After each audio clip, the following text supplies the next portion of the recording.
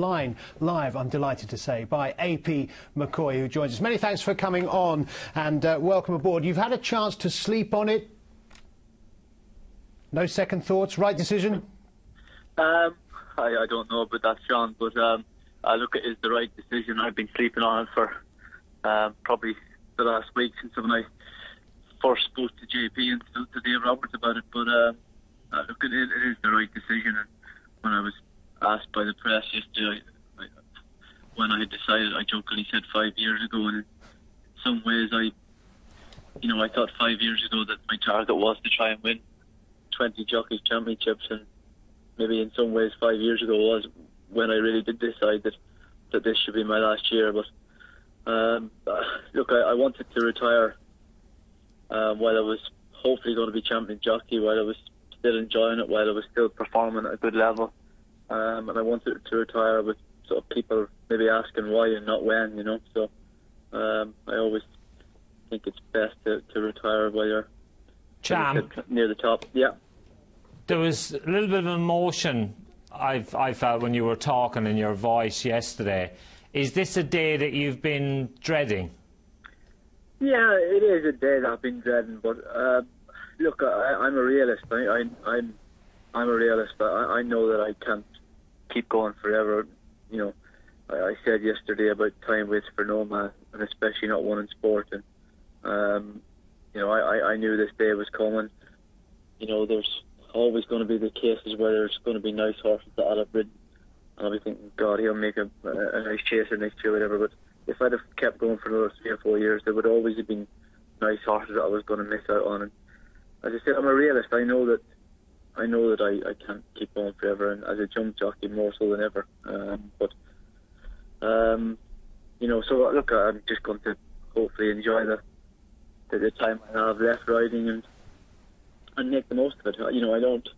I'm not someone that's going to be, bitter of the fact that I have to retire or that I'm no longer going to be able to ride anymore. I feel very blessed and privileged that I've been able to do it for as long as I have. So, I will, when the time comes when I do retire, when I have to go racing again next year, I'm going to go and enjoy it and watch it as a fan, and I will enjoy it.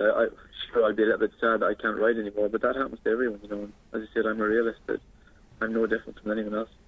It sounds, AP, a decision you've made very much on your own terms, but presumably you had to discuss it, or you would have discussed it with a lot of people very close to you, your family and other members of your team there. What's been their reaction?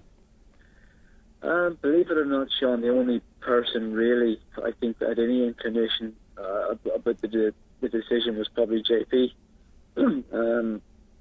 I first had a conversation with him about it, just he and I, after Jesky won in Punchestown last year, that it could possibly be my last year. That if I won I'd been 19 times champion jockey, and if I could win one more, that that I wanted to try and retire at the top while I'd achieved something. And he it said to me to enjoy it and to not make any drastic decisions between now and then.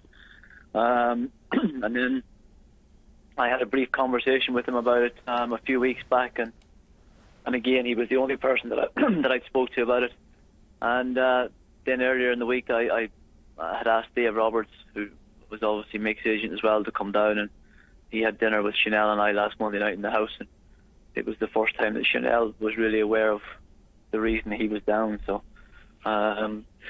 So really, Dave and Chanel and JP were the only three people that actually knew. My mum and dad found out on television yesterday, like everyone else. But I just thought it would be something they would be happy about, and I thought it would be more of a surprise to them to hear about it on TV than me actually telling them. So I think they would have got more of enjoyment out of it that way.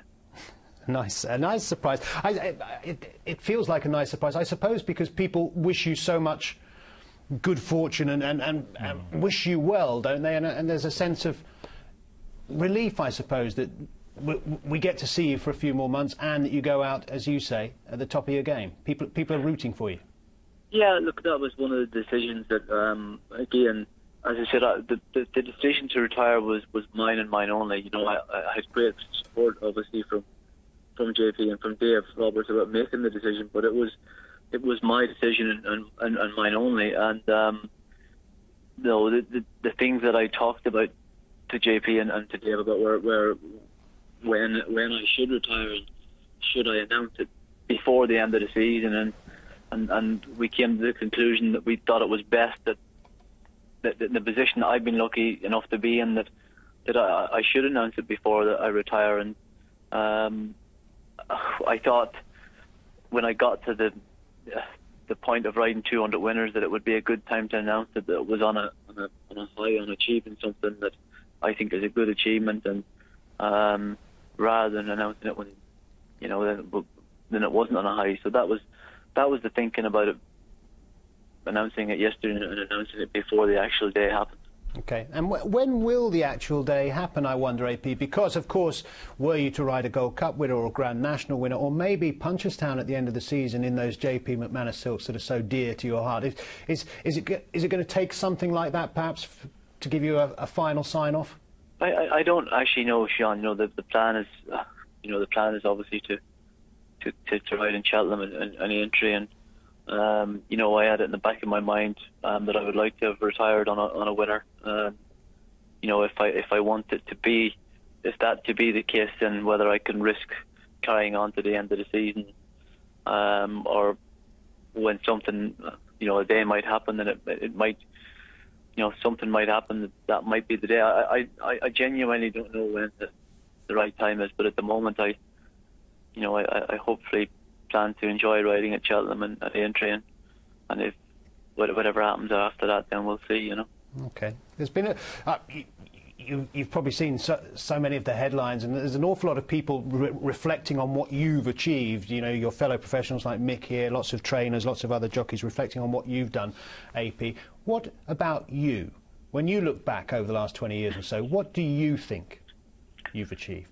What do I think? I think I've overachieved more than I really think I've overachieved in my life, because I don't think for one moment that I was, there's been numerous jockeys before me and there will be after me who I think that were every bit as good as me. You can name the names along the way. In my time, obviously people I can remember of John Frankham and Peter Scudamore and Richard Dunwoody, and then, in Ireland you have multiple champions like Frank Berry and Charlie Swan and Ruby and Barry and lads like that. So I think I've really overachieved in life, and I've been very lucky to be able to do that. But a lot of people have helped make that possible. Even people like Richard Johnson, people like Richard Johnson who have driven me to the end of the earth, who've made me, who've challenged me every day for the last however many number of years. So I look back at my career and think, and I don't mean it in an arrogant way, and I think I've done well because, as I said, I think there's been a lot better people at doing the job than me, so I'm pretty happy with what I've achieved. Well, there might be a lot of very talented men riding against you, but it's no fluke what you've done. So what's been the secret? What has pushed you on and on and on to all of those championships? A lot of things have pushed me on. I think in life, if you want to be continually successful at something, you have to really enjoy what you do. And I've really enjoyed what I do. I like horses, but I obviously that was the reason I became a jockey, because I love horses. But the more you win, the more it becomes. The more you win, the more the need becomes, and the more there becomes a greed. And there gets to a point where sometimes you think the fear of not winning is maybe worse than the enjoyment you actually get from winning. So there's a lot of things what I've been able to do in my life. I think I've always been able to stay level. I've always been able to not get. Obviously, I've enjoyed the great days and the big days that I've been lucky enough to have, but I've never let myself get too up or too down. I've always tried to. This is a sport that levels you very quick, so I've always been able to keep it level, if you like. And so there, I said I feel very lucky. There'll be an awful lot of people, AP, who'd be very keen to hook up with you and use your incredible skills and experience in the future. Have you got any ideas at the moment of what might be next? No, genuinely, I've been asked it a lot, but I genuinely never wanted to think about what I was going to do after retirement until that day came when I had to decide that I had to retire. Nothing will ever give me the satisfaction that race riding will, but as I said, I'm aware that I couldn't continue with that forever.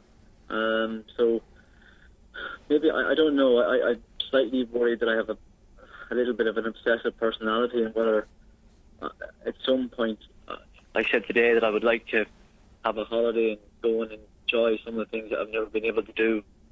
Play golf with Mick and Johnny Frank and Carl and the lads a lot more than I have done. I'd like to go to Augusta and watch Rory win the Masters at some point. I'd like to go and watch Floyd Mayweather and Manny Pacquiao fighting in Vegas. I'd like to watch Arsenal win the Champions League final. There's a lot of things I'd like to do, but I am slightly concerned that when I'm at home for a few days and there's not much happening, that there is a slightly obsessive thing in my personality that I might have to do something that challenges me. And what that may be, I don't know.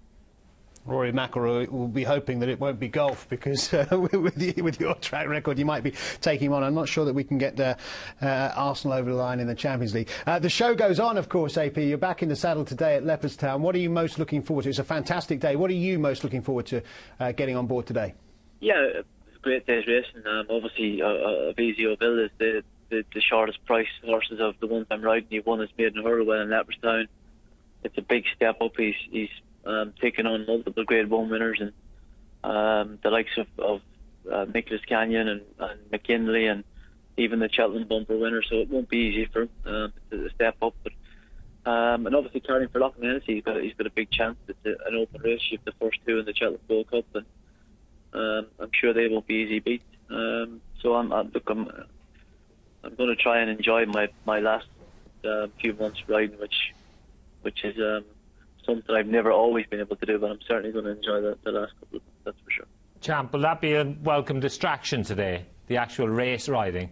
I think so. I think so. I do think I need to just get on with the job now.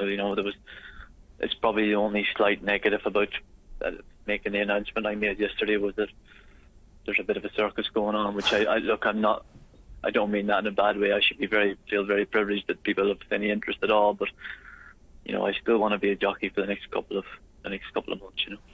Well, we want that too, because it's what you do best, of course, and we enjoy watching it. Many thanks for taking the time to chat to us, AP. I know you've been inundated. Much appreciated by us, and of course, most importantly, by all our At the Races viewers. Have a safe day today. Cheers. Thanks, champ. Cheers, Michael. Cheers.